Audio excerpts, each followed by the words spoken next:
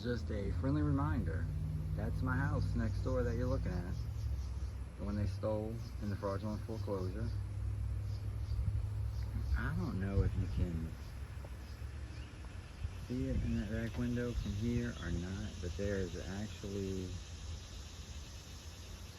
a little black camera.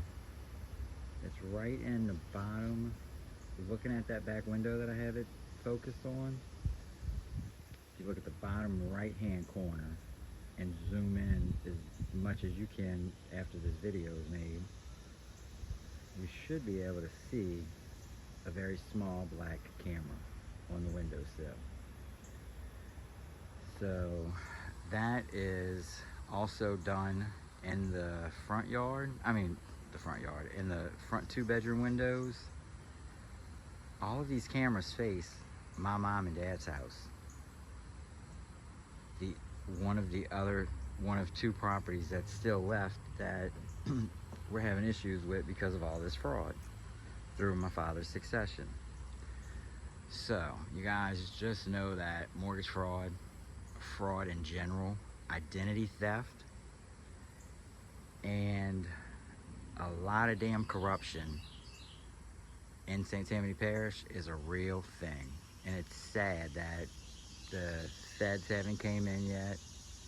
It's sad that people like myself and several other homeowners that have been working diligently to get resolutions for their own situations. It's sad that it took years for us to finally come together and actually for these other homeowners to say, aha, you had the missing link to what I've been trying to figure out, or vice versa. So God is good, you guys. It's a shitty situation that we've been put in, and it's sad that we've had to endure the pain, the trauma, the BS, the everything that we've been through, my son's been through, my mother's been through, I've been through by being wrongfully incarcerated twice behind fraudulent, I don't even know what the hell you want to call them, but lies. Lies is what it is. At the end of the day, it's lies. And I'm referring to the 2 alleged protective orders and all that crap. So if you look down, let's see, look past my backyard, my old backyard, I don't even know what the hell to call it anymore. The house is still sitting empty. For anybody who's wondering, the house is empty. And this foreclosure took place in 2021, ended in 23, and the house is still sitting empty. According to public records, not from the clerk of court site here in St. Tammany Parish, I own the house next door. I bought it from the sheriff's sale on the last alleged foreclosure sheriff's sale. It's kind of crazy. It's freaking crazy. So that's how they're doing, not just my property, but plenty of other ones in this parish. So look past my backyard, then you have like a red color house that you see the back side of it. Then you see one that has a little 2-story part on it. That is the house where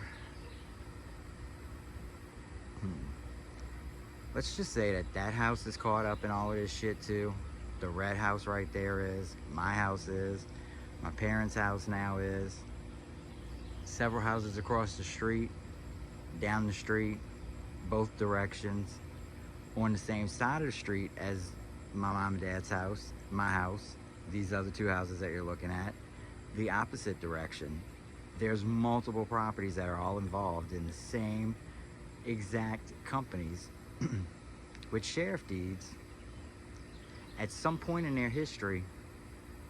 And these homes now have fraudulent mortgages, fraudulent VA loans, fraudulent small business loans taken out in the homeowners or the borrowers' names that they're not aware of.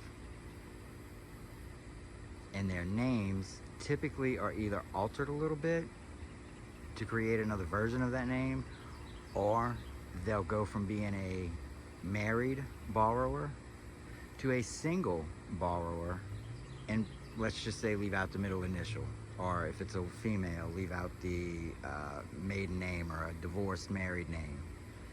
Does everyone get where I'm going? So Yeah, it's a tragedy what's taking place in this parish, and right here on my own street. The house next door to the two-story one is the old house of our current sheriff and his first wife. To me, that's the house of terror, trauma, abuse, mind fucking, excuse my language, a lot of brainwashing.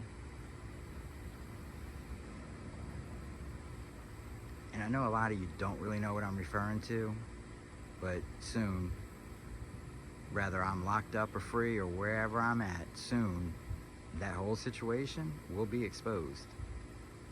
And soon our district attorney and several other people in our community who are elected officials, these people that have decided to turn a blind eye against something that took place that an individual should be arrested on, or at least face charges and go through the court process to either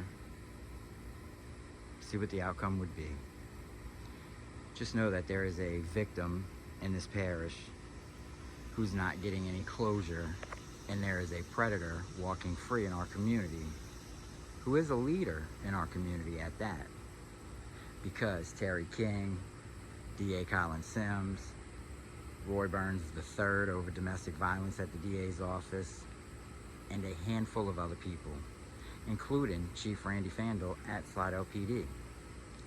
These people have all decided to protect their own interest and involvements in the property fraud that's been taking place in our community for a long time, instead of doing what their oaths and their obligations, their commitments, their everything about their positions that they have, being an officer of the court. They don't give two shits about that. If they did, I wouldn't be standing where I'm at telling this fucking story that I'm telling, and telling you guys and warning everybody in our community about some really bad shit that's going on. If these people gave two shits at all and had any respect for their positions in our community, I wouldn't be here. I wouldn't be doing what I'm doing. I wouldn't be having to spill my guts out all over social media, hoping that I get exposure on a situation that's really bad here in our parish. I would be able to go and meet with these people that are elected officials, that are hired and elected to do a job that they're not doing when it comes to my protection, because it would expose their involvement in a lot of fraud and corruption. Stay tuned, everyone. Please stay blessed, stay safe, stay smart, aware, alert. I'll be back with some more information soon.